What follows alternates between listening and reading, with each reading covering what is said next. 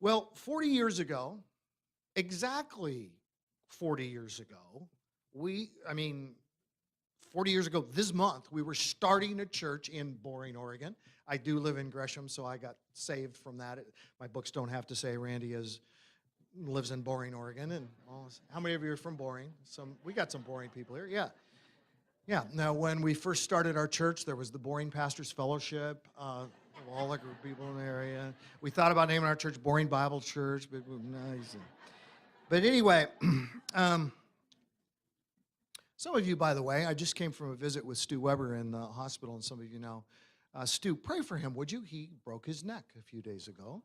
And I just felt led to say that because he could really use prayer. We had a delightful visit, but God preserved him from paralysis because it was very close to something that could have made him a quadriplegic. And as we talked about, he said, God teaches us through things in our lives, through different, and he started talking about how he thought about when he found out how close he came to being paraplegic. He started talking about Johnny Erickson Tata and having lived her life that way and other people that we know.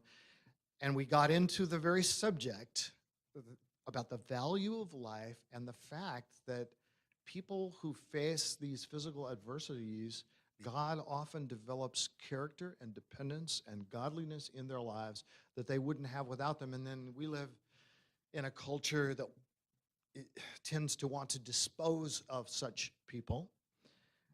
So it's like every child a wanted child. And what does that really mean? Well, to people who say it, and it used to be a very common bumper sticker that was out there.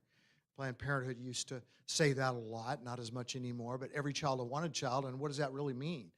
Well, every child a wanted child, to me, I totally agree.